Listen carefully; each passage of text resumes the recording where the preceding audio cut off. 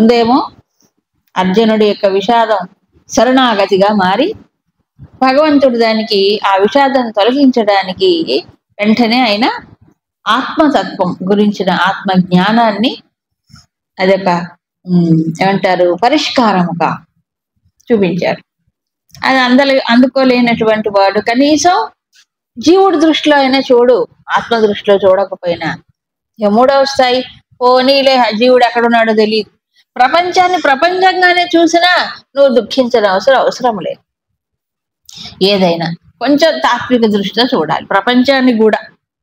తర్వాత కర్తవ్య దృష్టితో చూడు, స్వధర్మ దృష్టితో చూసినా నువ్వు దుఃఖించాల్సిన పని లేదు. అయితే ఈ కర్తవ్య కర్మను ఎలా చెయ్యాలి, ఎలా చేస్తే కర్మబంధానికి గురి కాకుండా ఉండాలి, దానికి సూచన ఇచ్చాడు. ఈ ద్వంద్వాలు ఏవైతే సుఖ దుఃఖాలు లాభాలు ఉన్నాయో వాటిని సమయకృత్వ సమంగా స్వీకరించడానికి సంసిద్ధమై ఆ దృష్టితో చెయ్యి. తర్వాత ఏం చెప్పారు, ఇప్పుడు అలా చేస్తే ఏంటి దానివల్ల ప్రయోజనం చెప్తే, ఇప్పుడు ఈ యోగాన్ని ఏమంటే ఇప్పటిదాకా సాంఖ్యం చెప్పాను, అంటే సమగ్రమైనటువంటి జ్ఞానం, పరమార్థ తత్వజ్ఞానం.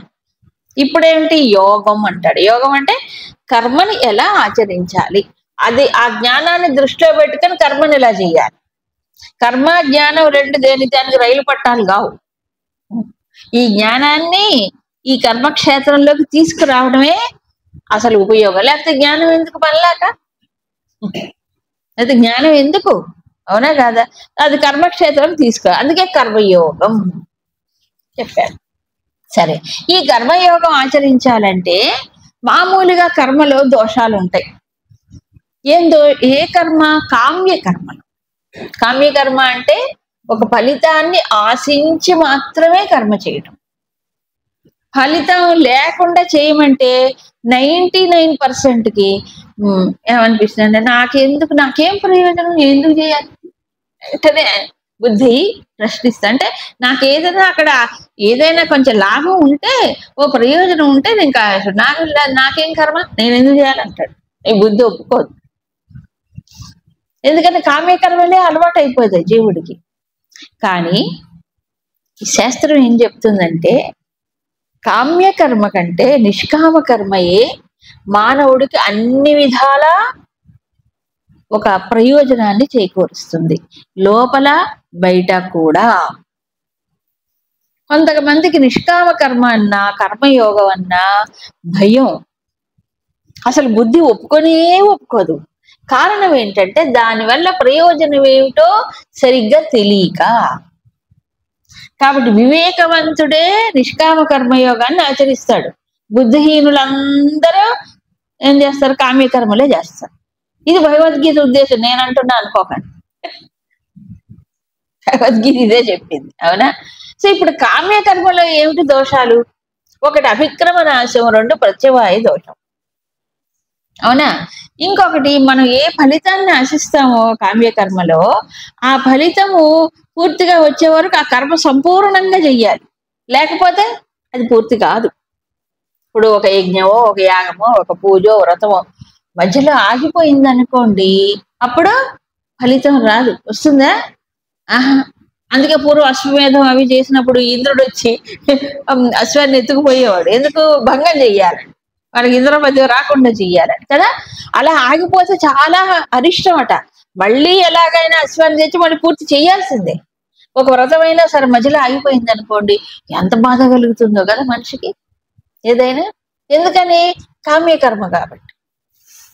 అలా ఆశించింది రాదేమో, ఏమని జరుగుతుందేమో అని భయం వేస్తుంది. ముఖ్యంగా జనాలందరికీ మిగతా ఏ పని చేయాలన్న సందేహాలు రావు, కానీ దేవుడి విషయంలో ఎన్ని సందేహాలు, 190 సందేహాలు ఉంటాయి. ఇటు పక్క కూర్చోవాలా, ఎడం పక్క తిరగాల, ఆ దీపం ఇటు పెట్టాలా, అదే ఒత్తి అటు పెట్టాలా, ఇటు పెట్టాలా, ఎన్ని ఒత్తులు వేయాలి, ఏ నూనె వాడాలి, ఎన్నంటే అన్ని సందేహం. ఏమంటే శివుడు పటం పెట్టుకోవచ్చు అంటారా, దుర్గాదేవి పటం పెట్టుకోవచ్చా, ఎందుకు భయం? అన్ని భయాలే. దేవుణ్ణి చూసి భయపడతాడు మనిషి, దెయ్యం అని భయపడ్డది. దయ్యాన్ని చూసి భయపడితే అర్థం ఉంది, అదే అని చేసి దేవుడు కానీ దేవుడి గురించి సందేహాలు, దేవుడి విషయంలోనే సందేహాలు. మళ్ళీ ఏ పాడు పని చేయండి నిర్భయంగా నిశ్చంకగా చేస్తుంటాడు కూర్చొని. చెప్తున్నా ఎందుకంటే కామ్య కర్మలు అన్ని కామ్య కర్మలే. నిష్కామ కర్మలో అభిక్రమనాశం అనే దోషం లేదు, ప్రత్యవాయ దోషం లేదు.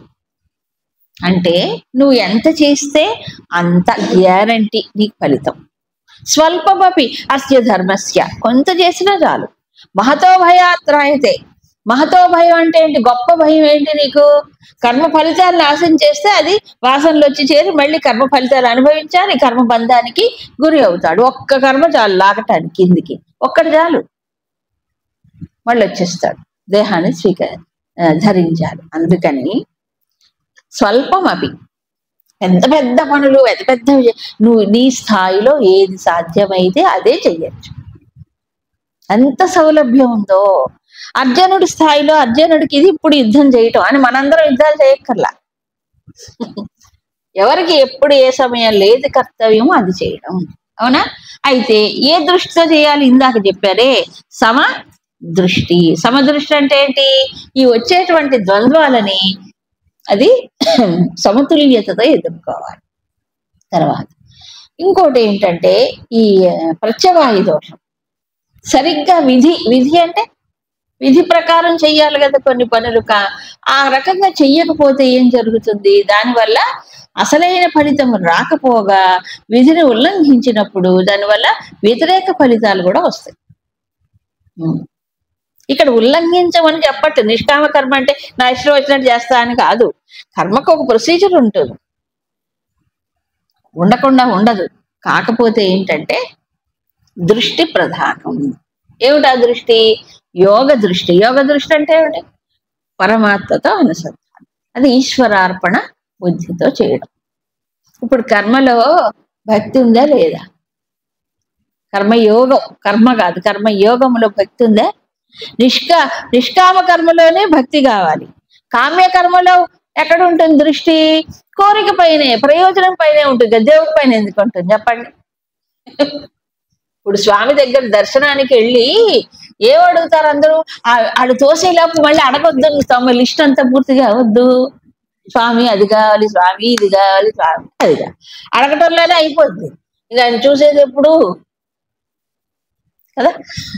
అందుకు ఈ కామ్యకర్మల్లో ఈ ఉన్న డిస్టర్బెన్సెస్ ఉంటాయి, మైండ్ దృష్టి చెదిరిపోదు. అందుకే వెంటనే చెప్పాడు ఏమని? బహుశాఖా అనంతా అవ్యవసాయినాం బుద్ధయ. అవ్యవసాయనం అంటే ఏకాగ్రత లేనివాడు. ఏకాగ్రత ఎందుకు ఉండదు? కామ్యకర్మలే కారణం. కామ్యకర్మలు అంటే కోరికలతో చేయడం, దానికోసం దీనికోసం దాని, అంతే తప్ప అసలు కర్మ ఎందుకు చెయ్యాలి? ఈ వాసన క్షయం చేసుకోవడం కర్మ చెయ్యాలి, అది మర్చిపోతాడు. అసలు ఎవరికి తెలియని కూడా తెలియదు. ఒకవేళ భగవద్గీత చదివినా అర్థమైనా ఆ సంగతే మర్చిపోతాడు. నేను దీనికోసం, ఇది శుద్ధం చేసుకోవడం కోసం చేస్తున్నాను అనే సంగతి తెలియదు. అవునా? అందుకని ఇంకోటి, అందుకని ఏమవుతుంది? అనేక శాఖలుగా చీలిపోతుంది బుద్ధి. అటు ఇటు సంచరిస్తుంది. ఇవాళ ఇది చేద్దాం, రేపు అది చేద్దాం. ఎందుకు? బుద్ధికి ఏదేదో కొత్తగా అనిపిస్తుంది. ఇంకోటి ఈ రాముడు కృష్ణుడు ఎప్పటి వాళ్ళు త్రేత, ఇప్పుడు కొత్త దేవతలను పట్టుకుందాం, కొత్త మంత్రాలు పట్టుకుందాం, కొత్త విధానం చేద్దాం అనుకుంటాం. కొత్త ఏంటి పాత ఏంటి? అసలు పరమాత్మ ఒకడే కదా, అది మర్చిపోతారు. ఎందుకంటే కామ్యకర్మలు. నువ్వు ఈయన్ని పట్టుకుంటే నీకు ఫలితం వస్తుంది వెంటనే. అదేమిటో అంటారు, ఇంత పెద్ద ఇది పెట్టి ఆ పొగ వస్తే ఎప్పుడు కొబ్బరికాయలు ఎండుకాయలు వేస్తుంటారు. ఏమిటి? ధుని. ముఖ్యంగా నేను గమనించి చాలా మంది చెప్తుంటారు, ఈ పెళ్లి కాని పిల్లలు జంటలు ఉంటారు, వాళ్ళు అక్కడికి వెళ్ళేస్తుంటారు, వాళ్ళు పెళ్లి అయిపోతున్నారు. హైదరాబాద్ లో ఏం వీసా బాలాజీ ఒక ఆయన ఉన్నట్ట, చిలుకూరు బాలాజీ, వీసా బాలాజీ ఆయన పేరు. అంటే అక్కడికి వెళ్తే వీసా తప్పకుండా వస్తుంది అని బోల్డ్ మంది పిల్లలు అందరూ రిజిస్టర్స్ పోతుంటారు. ఇవన్నీ కామ్యకర్మలే. ఇంకో చోట పోతే ఇంకేదో నెరవేరుతుంది, ఇంకో చోట పోతే అందుకని పరిగెడుతుంటారు కూర్చొని. నువ్వు ఉన్న చోట నుండి లోపల తిరగమంటే ఎవరికి నచ్చదు, ఎవరికి నచ్చదు. అవునా? వ్యవసాయాత్మిక బుద్ధికే అందుకేం కావాలి? ఆ, ఏకాగ్రమైనటువంటి బుద్ధి, చదరనటువంటి దృష్టి ఎప్పుడు వస్తుంది? ఈ కర్మయోగ ఆచరణలోనే వస్తుంది. కర్మయోగంలో దృష్టి ఫలితాల పైన వెళ్ళట్లేదు. ఇదే శ్రేయస్సు. మరి ఎటుపోతుంది? కర్మలోనే నిలవాలి. కర్మలో కాదు, కర్మ చేయడం అనేది జరిగిపోవాలి. ఎలాగూ అంటే లోపల ఉండేటువంటి దృష్టితో. తర్వాత చెప్తాడు మళ్ళీ. కానీ ఈ వేదములో కూడా కర్మకాండకు సంబంధించిన భాగం చాలా ఉంది. మంత్రం, బ్రాహ్మణం, ఆరణ్యకం, ఉపనిషత్తు. ఈ కర్మకాండకు సంబంధించిన భాగము చాలా విస్తారముగా ఉంటుంది. కాబట్టి ఎన్నెన్ని కర్మలో అవన్నీ కామ్య కర్మలే. ఆఖరికి ఎలాగుంటుందంటే జుట్టు పెరగాలన్నా ఉంది ఒకటి, ప్రయోగాలు, విధులు. పారిపోయిన వాడు మళ్ళీ తిరిగి రావాలంటే ఉంది. అవునా? ఒకళ్ళని హతమార్చాలి, మారణ కాండ. సర్పయాగం చేయలేదు మహాభారతంలో జనమేజయుడా? ఇలా ఎన్నెన్నో ఉన్నాయండి ప్రయోగాలు. అది మంచివి చెడువి, శాంతి యాగాలు కూడా ఉంటాయి. ఇలా మూళ్ళు ఉన్నాయి. ఇవన్నీ కూడా ప్రపంచంలో ప్రపంచంలో ఏదో ఒకటి సాధించడానికి. కాబట్టి వాటి గురించి చాలా ఆకర్షణీయంగా చెప్తారు. యాం ఇమాం పుష్పితాం వాచం ప్రవదంతి అవిపశ్చిత. ఈ బుద్ధి ఇంకా సున్నితము కానివాడు, సునిశ్చితము కానివాడు కర్మకాండలోనే నిమగ్నమైనటువంటి వారు ఏం చెప్తారు? అందంగా, ఆకర్షణీయంగా, ఇది చేసుకోండి మీకు ఎంత పుణ్యం వస్తుందో చెప్పలే. ఈ రోజు ఈ సమయంలో ఇది చేస్తే 1000 రెట్లు పుణ్యం వస్తుంది మీకు. వెంటనే పరిగెట్టుకుంటూ వెళ్ళిపోతాడు వాడు అక్కడికి వెళ్ళి. ఏదో చేస్తాడు. ఎందుకు? తక్కువ దాంట్లో ఎక్కువ పుణ్యం వస్తుంది. ఇది కూడా మళ్ళీ అవునా? ఆ రోజు విశేషం, ఆ ప్రదేశం విశేషం, ఆ కర్మ ఆ రోజు. అది ఎంత పుణ్యం! మిగతా రోజుల్లో రాదా పుణ్యం? ఉంటాయి. ఇవన్నీ శాస్త్రాల్లో ఉన్నాయండి, పురాణాల్లో ఉన్నాయి, వేదాల్లో ఉన్నాయి, లేకపోలే. కాబట్టి వేదవాదరతాహ, వీళ్ళెవరు? వేదముల్లో కర్మకాండయే సత్యం, ఇదే నిత్యం అనుకుండేటువంటి వాళ్ళు వాదిస్తారు. ఏమని? నా అన్యతస్తి, ఇది ఇంతకంటే వేరేది లేదు. మోక్షం గీక్షం వాళ్ళ డిక్షనరీలో ఉండదు ఆ పదం, మోక్షం అనే పదం. మరేమిటి? కర్మ ఫలితాలు, అది ఇది. పైగా ఇక్కడ సుఖాలు మాకు ఏమంటే ఏం బాగుందండి, అక్కడ బాగుంటాయి. అక్కడ స్వర్గమే వాళ్ళకి కావాలి. అవునా? అందుకని ఎక్కువ సుఖం ఎక్కడైనా కొద్దిసేపు అనుభవిస్తే స్వర్గంలా ఉందండి ఇక్కడ అంటారు. అంటే ఏమిటి? స్వర్గం అంటే ఎక్కువ సుఖం ఉంటుంది. కామాత్మాన, ఇంకా కోరికలతో మనసు నిండిన వాళ్ళై. అవునా? మరి జన్మ, మళ్ళీ తిరిగి జనన మరణ సంసార చక్రంలాగే కర్మఫల ప్రదాం బహుళాం, విశేషమైన ఉంటాయి కర్మలు. అవన్నీ అనేకం ఉంటాయి కూడా. భోగైశ్వర్య గతిం ప్రతి, అన్ని ఎక్కడ తీసుకెళ్తున్నాయి? భోగం కావాలి. సామాన్య మానవుడికి ఏం కావాలి? ఐశ్వర్యం కావాలి కదా. పిల్ల, పాప, కొడుకు, ఇల్లు, వాకిలి అంతా బాగా సలక్షణంగా ఉందామండి అంటారా లేదా? అది కావాలి మానవుడికి. పచ్చని సంసారం, ఏదో నిండు సంసారం, ఏవో ఉంటాయి. భోగైశ్వర్య ప్రసక్తానా ఏమవుతుందంటే, ఈ మనస్సు దానికి తగులుకున్నప్పుడు తయా అపహృత చేతస, మనస్సు ఏమవుతుంది? అపహరించబడుతుంది, అంటే ఆకర్షింపబడుతుంది, హరించబడుతుంది. కాబట్టి బుద్ధి ఏమవుతుంది? అక్కడ బుద్ధి కూడా దాని తగ్గట్టే అనుసరిస్తుంది. బుద్ధి చీలిపోతుంది. అప్పుడు వ్యవసాయాత్మిక బుద్ధి రాదు, అంటే ఏకాగ్రమైన బుద్ధి ఉండదు. ఎక్కడ? అంతఃకరణంలో. సమాధౌ, అంతఃకరణంలో బుద్ధి ఏకాగ్రము కాదు, మనస్సు డామినేట్ చేస్తుంది. ఈ భోగం, ఐశ్వర్యం, ఇదే జీవితం అనుకుంటుంది. ఏం కావాలి ఇంతకంటే? ఇంకేం కావాలంటారు? అయిపోయింది. ఏమైపోయింది? మా పిల్లలందరూ సెటిల్ అయిపోయారు, వాళ్ళందరూ మంచి ఉద్యోగాల్లో ఉన్నారు, నాకు మంచి పెన్షన్ వస్తుంది, మా పిల్లలు, మాకు మనవరాళ్ళు అందరూ బాగా ఉన్నారు. ఇంతకంటే ఏం కావాలి జీవితంలో చెప్పండి అంటే అంతటిగా అయిపోయింది. మేము బాగున్నామండి, చాలా బాగున్నాం అంట. అవునా? అది బాగుండటమా? అది బాగుండటమా అనే ఏది బాగో ఏది శ్రేయస్సో తెలియదు జీవుడికి. అవునా? అందుకని శాస్త్రం చదువుకుంటే అయితే విచిత్రం, శాస్త్రం చదువుకోని నాడు ఆహా బాగుంది అనుకుంటాడు, చదివిన తర్వాత తెలుస్తుంది. శాస్త్రం తెలుసుకుంటే గాని ఏది బాగో ఏది శ్రేయస్సో ఏది ప్రేయస్సో దేనివల్ల ఎంత పొందుతున్నామో ఏమిటో తెలియదు. విచిత్రం ఏంటంటే కొన్ని సందర్భాలలో స్టాగ్నేషన్ వస్తుంది జీవితంలో. స్టాగ్నేషన్ అంటే ఆగిపోతాడు, ఇక పురోగమనం అంటూ ఉండదు, ప్రయత్నం కూడా ఉండదు. ఉన్నదంతా మేము కంఫర్టబుల్ గా ఉన్నామండి అంటాడు. అందుకు తెలుసుకోవాలి. నిజంగా ఆలోచిస్తే అది కూడా ఒక భ్రమే. మేము సుఖిస్తున్నాము, మేము హాయిగా ఉన్నాము అనుకోవటం కూడా భ్రమే. ఏమిటి హాయి, ఏమిటి సుఖం? What is the definition of happiness? శాస్త్రం చదివితే అర్థమవుతుంది. భగవద్గీతలో తర్వాత రాబోయే శ్లోకాల్లో చెప్తాడు భగవంతుడు దానికి అడ్రస్ ఏంటి అని. ఇకపోతే ఈ వేదాలన్నీ కూడా, వేదాల్లో కర్మకాండ ఎక్కువ ఉందని చెప్పాం కదా. ఈ కర్మకాండకి సంబంధించినట్టు విషయాలు గురించి ప్రస్తావన చేశాడు ఇప్పటిదాకా భగవంతుడు. చూపించి నువ్వు వాటి వెంట పడకు, వాటిల్లో కూరుకుపోకు, నువ్వు దాని నుంచి బయటపడు అని ఒక సందేశం. చూడండి, త్రైగుణ్య విషయా వేదాః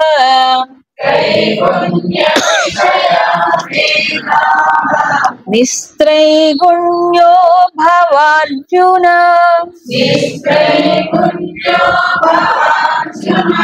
నిర్ద్వంద్వో నిత్య సత్వస్థః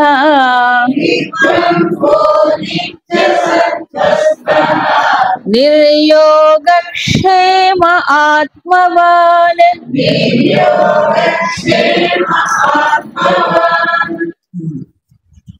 త్రైగుణ్య విషయా వేదాః అంటే 3 గుణాలకు సంబంధించినటువంటి సంసార విషయాల ప్రసక్తే ఈ కర్మకాండ భాగంలో ఉంటుంది. కాబట్టి అర్జున, నిస్త్రైగుణ్యో భవ అంటే 3 గుణాలను అధిగమించేవాడిని కానువు. దీన్ని అధిగమించు. ఎట్లా అధిగమించాలి స్వామి 3 గుణాలు దాటడం అంటే? ఏదో కాలవనో నదినో ఏదో దాటినట్టు ఎలాగిది? నిర్ద్వంద్వ, ముందు నీకు ఎదురయ్యే ద్వంద్వ పరిస్థితులకు తట్టుకొని నిలబడు. ఆగమ పాయినో అనిత్యాహ చెప్పారు కదా, వస్తూ ఉంటే పోతుండే తితిక్ష భరించు. తర్వాత నిత్య సత్వస్థ, తితిక్ష కావాలంటే ఏం కావాలి? సత్వగుణము కావాలి, సత్వాన్ని పెంచుకోవాలి. తమస్సేమో మనిషిని మోహానికి గురి చేసి దుఃఖము శోకము ఇవన్నీ వస్తాయి.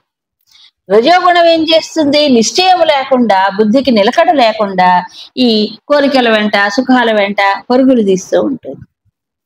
ఇది రజస్సు.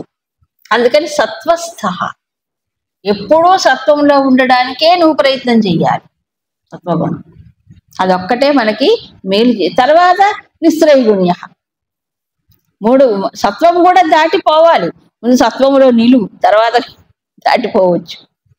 తర్వాత ఇలా నిలవాలంటే నిర్యోగ క్షేమ అంటే యోగము క్షేమము 2 ఉన్నాయి. ఈ రెండిటిని నువ్వు చూడకు, దాని మీద దృష్టి పెట్టకు. యోగక్షేమాల గురించి నువ్వు ఆలోచించు. ఇవన్నీ సామాన్యమైన విషయాలు కావు, ఏం చెప్పే ఇన్స్ట్రక్షన్స్ అన్నీ కూడా. అవునా? యోగక్షేమం అంటే ఏంటి? లేని దాన్ని సంపాదించుకోవటం యోగం, ఈ ప్రపంచంలో ఉన్నదాన్ని రక్షించుకోవటం క్షేమం. ఇవన్నీ ఎప్పుడు చేస్తూనే ఉంటాడు మనిషి, ఎప్పుడు మైండ్ దానిపైనే ఉంటుంది సహజంగా. అది కా ఇదే మాటని భగవంతుడు మరో చోట 9వ అధ్యాయంలో యోగక్షేమం వహామ్యహం అంటాడు. అది భక్తిలో, భక్తి షట్కంలో వస్తుంది. నీకు నీవుగా యోగక్షేమాల గురించి నీ మనసుకు బరువు పెట్టుకో. మరి యోగక్షేమాలు ఎవరు చూసుకుంటారు?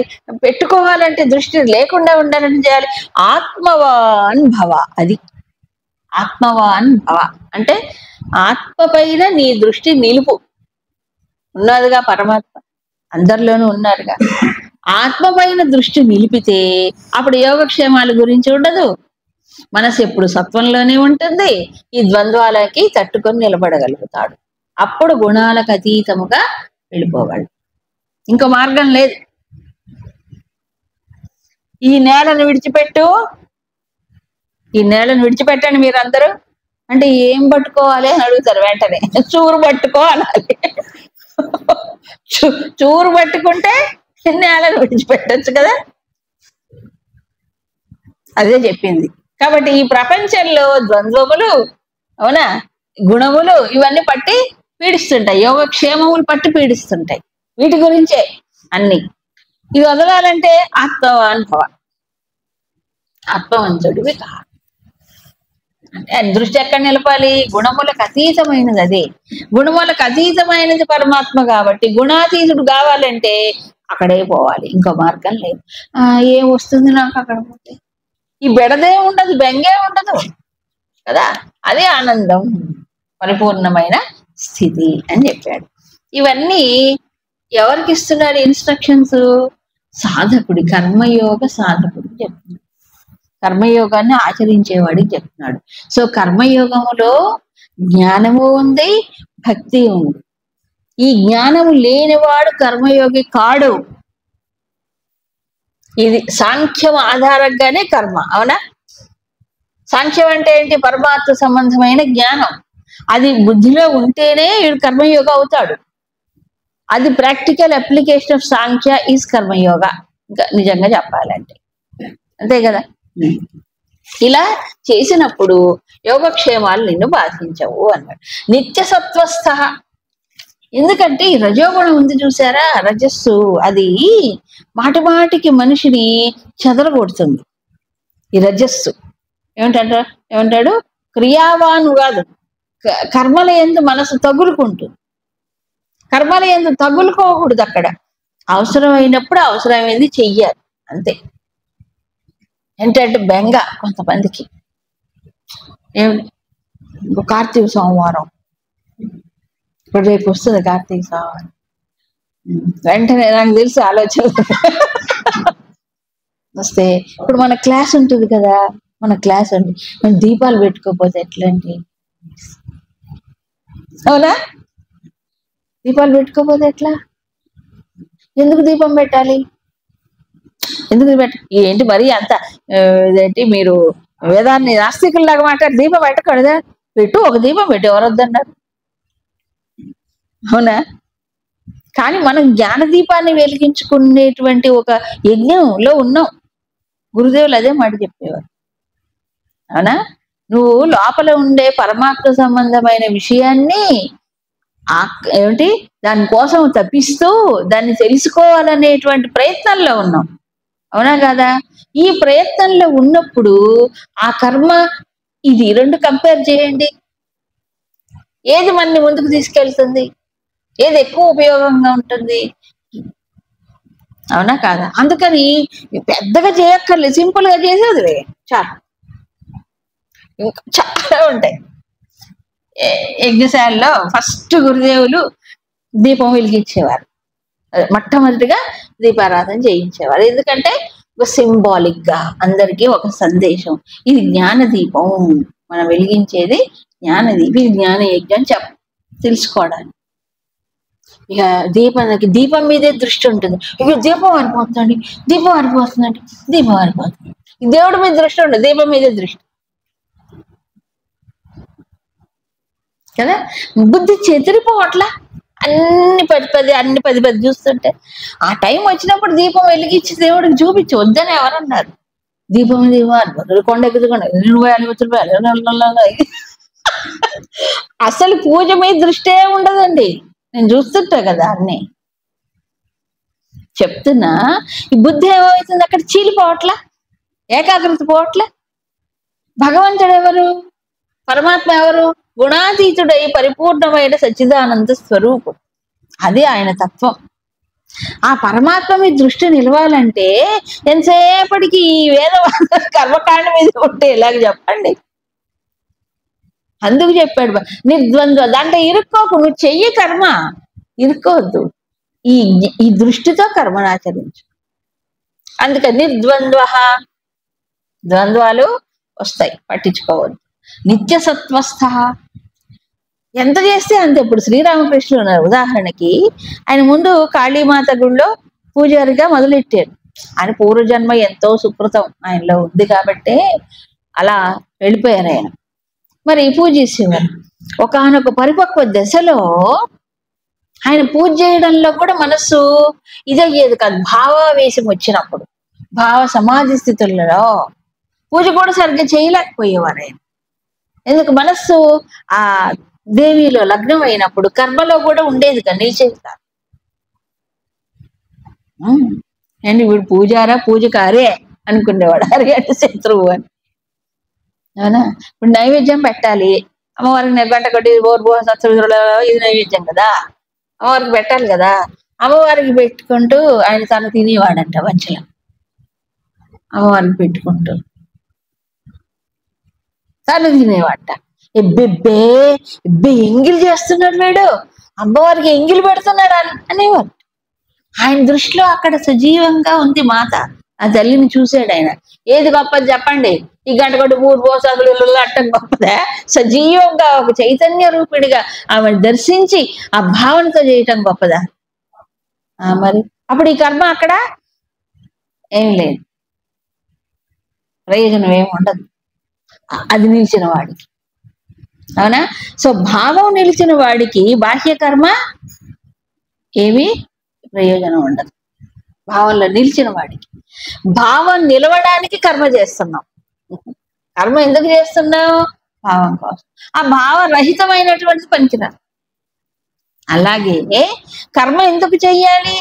కర్మ ఫలితాలు వచ్చి చుట్టుకోవడానికి కాదు. మరి ఎందుకు? ఉన్న లోపల ఉన్న మాలిన్యం వదలు కొట్టుకోవడానికి. అందుకు కర్మ చెయ్యాలి. కాబట్టి పాత్ర బాగా శుద్ధంగా తోముకోవద్దా? తోముకోవాలంటే ఏం చేయాలి? యోగక్షేమాల గురించి వద్దు, ఈ రాజసికమైనటువంటి చలనాలు వద్దు, ఈ ద్వంద్వాలు వస్తూ పోతూ ఉంటాయి వాటి వైపు చూడద్దు. యోగక్షేమాలు మరి ఎవరు చూస్తారు? నువ్వు ఆత్మలో నిలువు, అంతకంటే గొప్పదే ఉంది, అంతకంటే గొప్ప ఆనందం లేదు. ఇవన్నీ కూడా నిన్ను ద్వంద్వ ప్రపంచంలోకి లాగుతాయి. యోగక్షేమాలు కావచ్చు, తర్వాత గుణాల యొక్క ప్రేరణతో చేయటం కావచ్చు, ఇంకేదైనా కావచ్చు. సత్వస్థ భవ. సత్వగుణంలో ఉండు అంటే సత్వగుణం ఎలా ఉంటుంది అంటే 14వ అధ్యాయంకి వెళ్ళాలి. దాంట్లో సత్వగుణం ఎలా ఉంటుంది, రజోగుణం ఎలా ఉంటుంది, తమో గుణం ఎలా ఉంటుంది, వాటి లక్షణాలు ఏంటి, ఎలా బంధిస్తాయి, ఇవన్నీ చెప్తారు. ప్రస్తుతం ఇంతవరకు చదువుకుంది. సత్వగుణంలో ఉండు, నువ్వు కర్మను ఆచరించు. సో కర్మయోగి, కర్మయోగం అంటే ఏంటి? సత్వములో నిలవాలి. ఈ ద్వంద్వాల గురించి ఆలోచించు. ద్వంద్వాలు వస్తాయి, అందుకని వాటిని గురించి దృష్టే పెట్టకూడదు. ఈ అసలు కర్మయోగ ఆచరణ గురించి తర్వాత శ్లోకంలో పూర్తిగా టెక్నిక్ ఆఫ్ కర్మయోగ సంపూర్ణంగా వివరిస్తాడు. ఇవన్నీ దాంట్లోకి వస్తాయి తర్వాత శ్లోకాల్లో. ఇహ ఒక విషయం అంటే నువ్వు వీటి కర్మకాండలో ఇరుక్కుపోవద్దు. ఇవన్నీ త్రైగుణ్య విషయాలే, 3 గుణాల్లోనే ఉంచుతాయి. నువ్వు గుణాలకు అతీతంగా నిలువు, నిస్త్రైగుణ్యోభవ అన్నాడు కదా, అన్నాడా?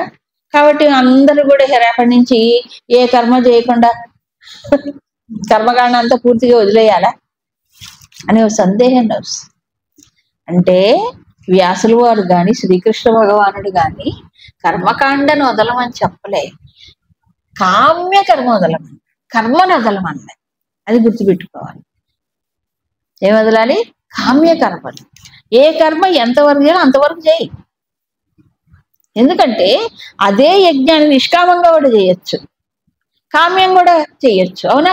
ఒక వ్రతం ఉంది, నిష్కామంగా చేయొచ్చు, కామ్యంగా చేయొచ్చు. ఓ పూజ ఉంది, నిష్కామంగా చేయొచ్చు, కామ్యం దృష్టితో చేయొచ్చు. పూర్వము నైమిషారణ్యంలో ఋషులు ఎప్పుడు యజ్ఞం చేసేవారట. అవునా?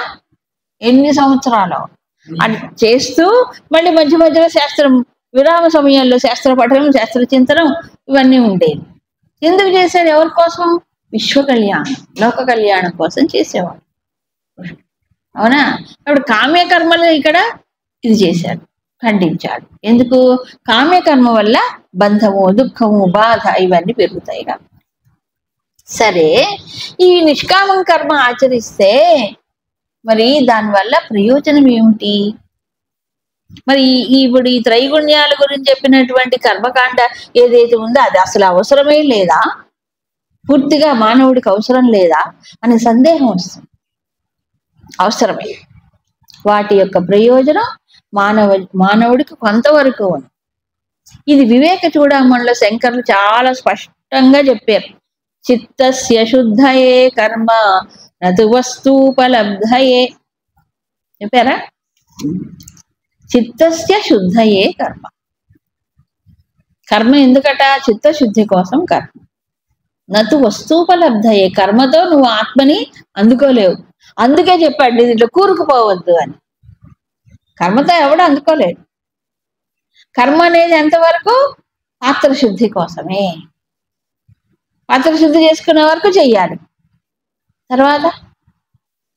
తర్వాత ఆ తత్వాన్ని అందుకున్నటువంటి వాడికి, ఆ దృష్టిలో నిలిచినటువంటి వాడికి ప్రయోజనం లేదు.